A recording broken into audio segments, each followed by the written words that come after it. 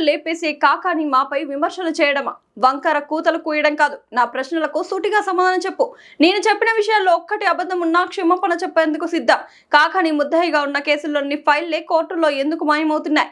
నేరాలు ఘోరాలతో అడ్డంగా దొరికిన వ్యక్తి చిరగాలు బెల్లం అంటూ నాపై క్వారు కూతలు కూయడం హాస్యాస్పదం. పేదల అవసరాలకు కోట్ల విలువైన భూములు ఇచ్చిన చరిత్ర మా కుటుంబానిది. మా కుటుంబం గురించి జిల్లాలో ఎవరిని అడిగినా చెప్తారు. కాకాని గొప్పతనంపై తోడేరు చుట్టుపక్కల అడిగినా చాలు. రాజకీయాల్లో వాస్తవానికి దగ్గరగా ఆరోపణలు విమర్శలు చేయాలని కాకానికి హితవు పలుకుతున్నా. నెల్లూరులోని టీడీపీ జిల్లా కార్యాలయంలో మీడియాతో సర్వేపల్లి శాసనసభ్యులు సోమిరెడ్డి చంద్రమోహన్ రెడ్డి. సరే, ఇప్పుడు నువ్వేందో పిచ్చి మాటలు చెప్తున్నావు నా గురించి. శనగలు, బెల్లం, ఈ వంకర కూతురు. నేను అడిగే వాటికి సమాధానం చెప్పు. నువ్వు అసలు ఒక ప్రజల్లో మధ్య ఉండాలనే అర్హత నీకు ఉందో చెప్పు. నువ్వేందో దేవుడి దేవుళ్ళు ఎమ్మెల్యే కావటం, జిల్లా పరిషత్ చైర్మన్ కావటం, మంత్రి కావటం, అసలు సొసైటీలో తలెత్తుకునే అవకాశాలు నీకు ఉన్నాయా? నేను అడుగుతుండా, 2014లో Goa liquor case special court గుంటూరుకు పోవాలా? ఎమ్మెల్యే ఎంపీస్ కోర్టుకు పోవాలా? ఎందుకు జాప్యం అవుతుంది?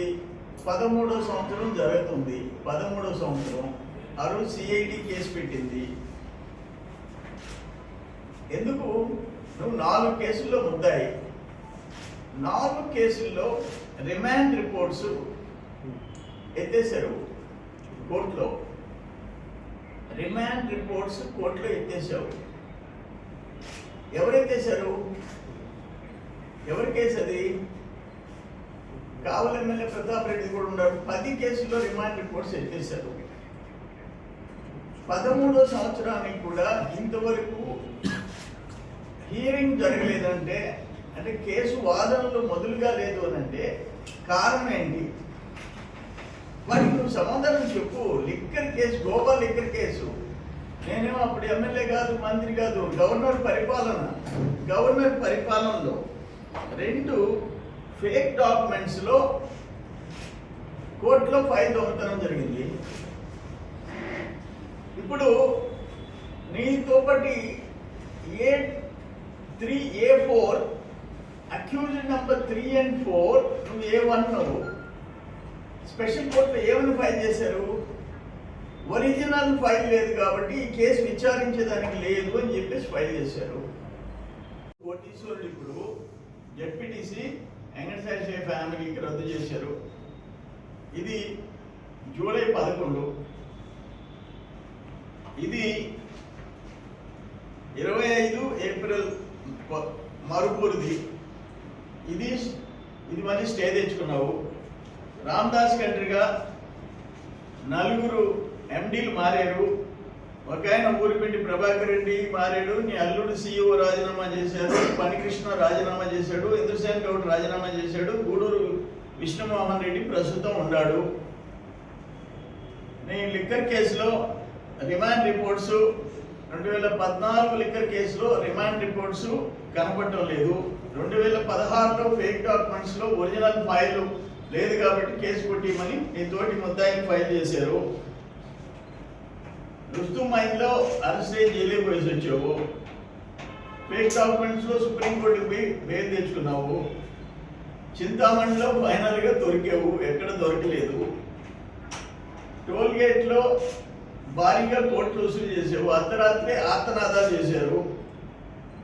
గ్రావెల్ ఎత్తిన దాంట్లో విజిలెన్స్ డిపార్ట్మెంట్ నీకు 53 కోట్లు రికవరీకి నోటీస్ ఇచ్చింది. కోర్టులో స్టే తెచ్చుకున్నావు.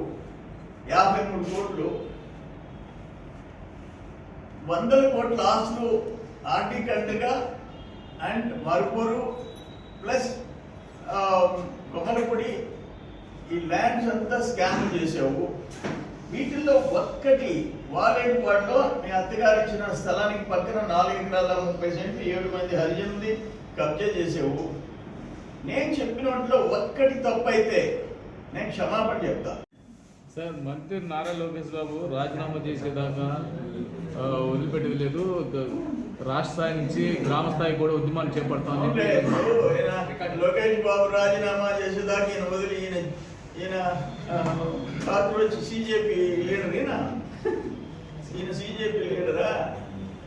లోకేష్ బాబు పర్ఫెక్ట్ గా ఒక బ్రాండ్ వేసుకున్నాడు. బస్సు వయసులో ఒక బ్రాండ్ వేసుకున్నాడు. ఐటీ మినిస్టర్గా, ఎడ్యుకేషన్ మినిస్టర్గా ఇతర దేశాల్లో పెద్ద పెద్ద కంపెనీలతో, పెద్ద రాజకీయంగా ఉండే పొజిషన్లో ఉండే వాళ్ళతో సమావేశాలు పెట్టి లక్షల కోట్లు పెట్టుబడి తెస్తున్నాడు. ఎడ్యుకేషన్లో సిస్టమ్ నేను హాస్టల్స్ పోతే ఆ హాస్టల్లో వాడికి బ్లాంకెట్స్ అవన్నీ ఇచ్చి నేను చూస్తే చాలా సంతోషం వేసింది.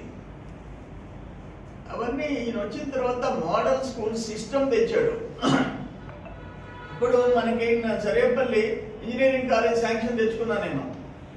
సరేపల్లి మా వైస్ ఛాన్సలరు రిజిస్ట్రార్ రిక్వెస్ట్ చేశారు, సార్ అంతకుముందు ఉండింది ఇది ఎందుకునో మధ్యలో ఆపేశారు ఇంజనీరింగ్ కాలేజీ, ఇప్పుడు మళ్ళీ తెప్పించండి సార్ అంటే లోకేష్ బాబుని అప్రోచ్ అయితే ఇంజనీరింగ్ కాలేజ్ వచ్చింది. ఇప్పుడు అక్కడ బీసీ రెసిడెన్షియల్ స్కూల్ కొలగమూడులో జూనియర్ కాలేజ్ తెచ్చాము. అది పాపం సవితి గారు, మంత్రి గారు, లోకేష్ బాబు గారు ఇద్దరు హెల్ప్ చేశారు. ఒక ఇంజనీరింగ్ కాలేజ్, ఒక జూనియర్ కాలేజ్ 2 తెచ్చాం ఇప్పుడు జస్ట్ ఈ 1 monthలో. అటువంటి వాటి గురించి మాట్లాడవు. జరగబెట్టిన భోగాపురం విమానాశ్రయం మా హయాంలో పూర్తి స్థాయి నిర్మాణం పూర్తి చేసుకుందని అంటున్నారు. అందుకనే ఇప్పుడు 2019లో 2019 భోగాపురం ఎయిర్పోర్ట్కి మొత్తం యాక్షన్ ప్లాన్ అంతా తయారైంది చంద్రబాబు నాయుడు టైంలో.